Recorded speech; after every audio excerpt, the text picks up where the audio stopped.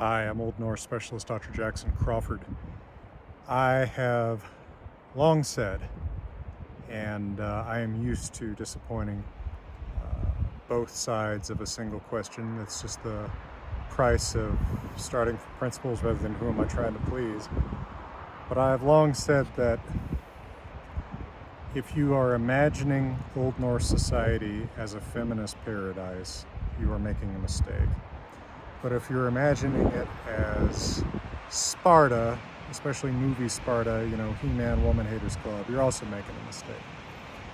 And one of the things that really kind of animates this debate is the woman warriors that feature so prominently in Norse myth and sagas.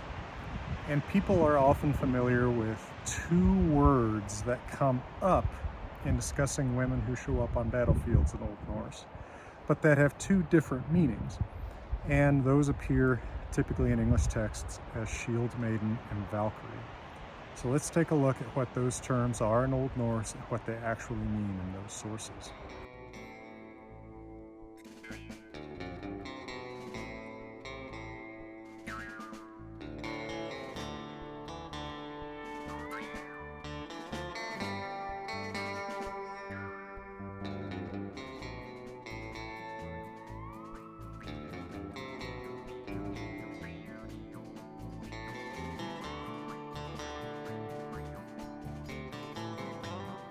So we see Valkyries a lot. In Old Norse, the word is Valkyria. Now, Valr is a dead man on a battlefield, and Kyria is the feminine form of an old noun that means chooser. It is in fact formed from the same root as the English word choose. That may seem unobvious, but that ka has never become a cha in Old Norse like it has in English. And Old Norse maintains Werner's alternations, where a single root that ends in S may end in R in other forms.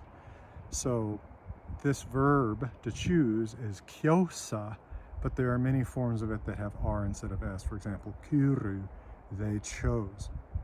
Compare, for example, in the same root, German has the verbs kiesen and küren. I don't pronounce German very well, I'm sure. That both mean choose, and actually both come from alternates of the same root too. So German and English have tended to regularize these out, as have present-day Scandinavian languages. Old Norse still has a lot of these alternations.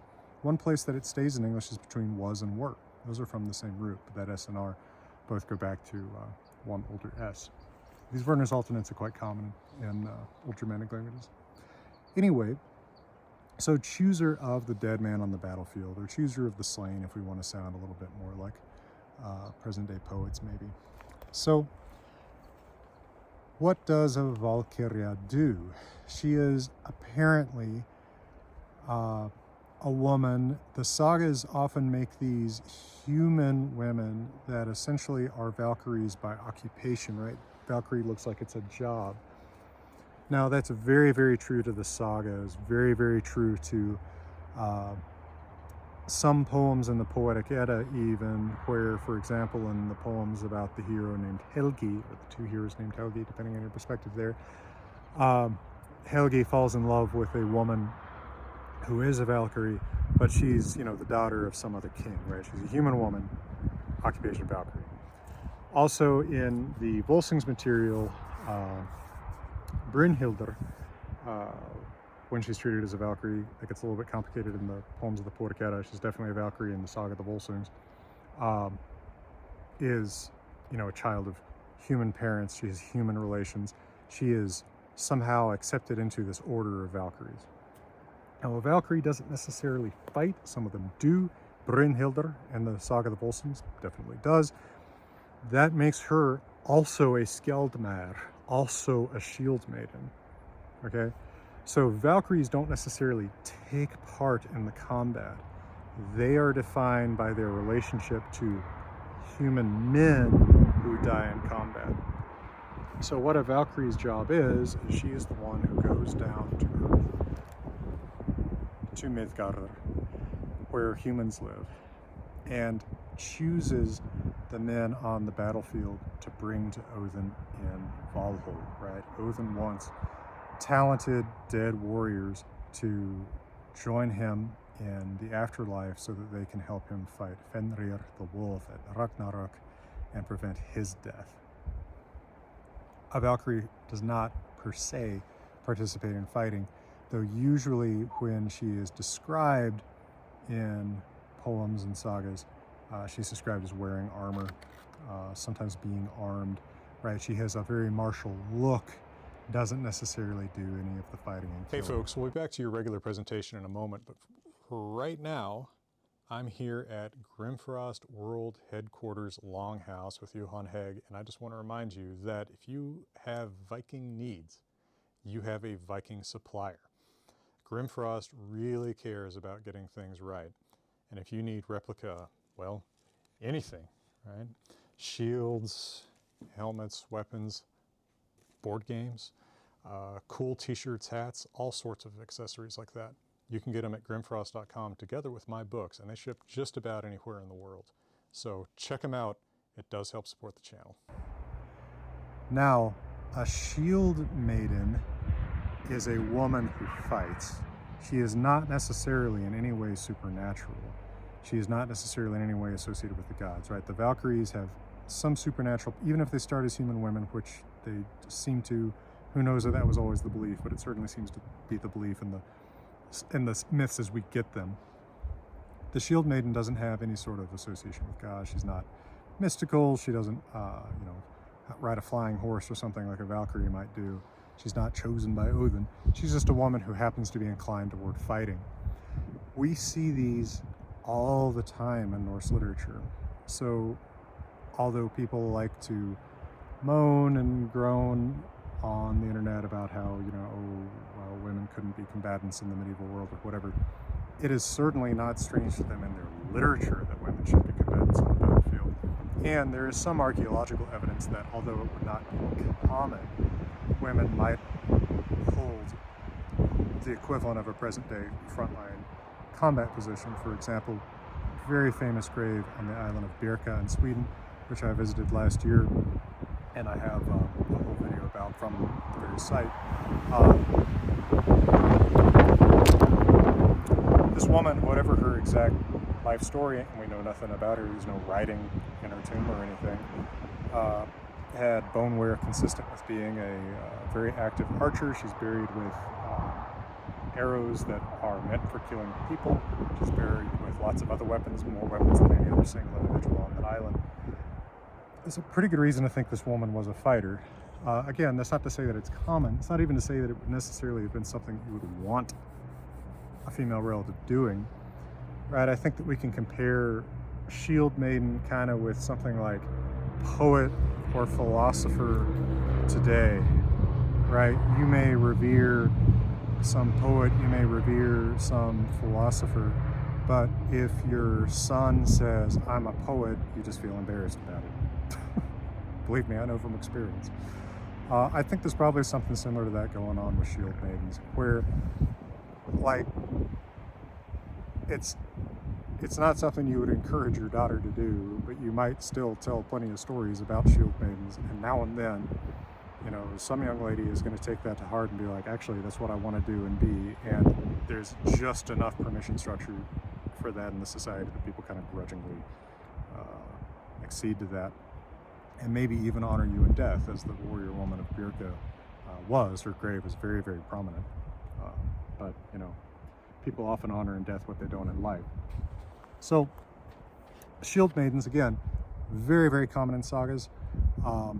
Not the commonest thing in the world, right? It's not like every saga has one of these. Sometimes it seems like every saga has a Valkyrie one way or another. But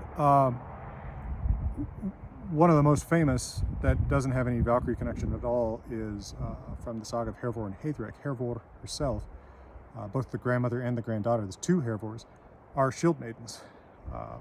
So the first one, I've told many aspects of her story many a time on this channel, here, there, and yon in different videos. I think I've even told her entire saga here, but I've also translated it in my book, Two Sagas of Mythical Heroes.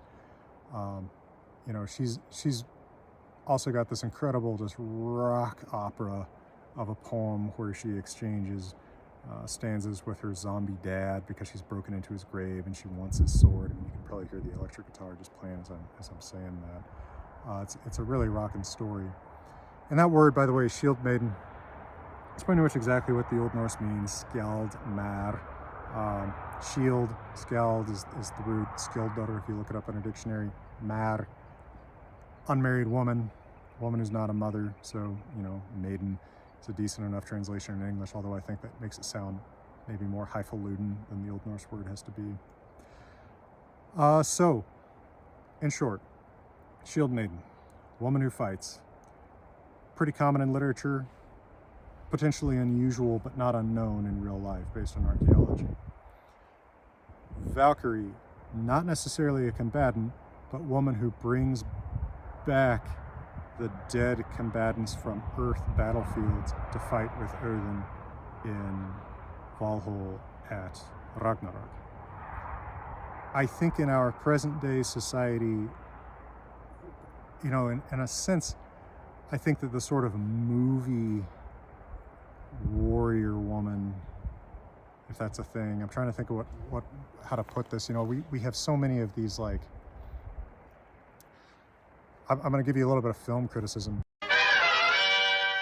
of all the things that I might say on this channel. Hating on people's movies is probably one of the things that will cause me the most pain. So I'll be a little bit more general.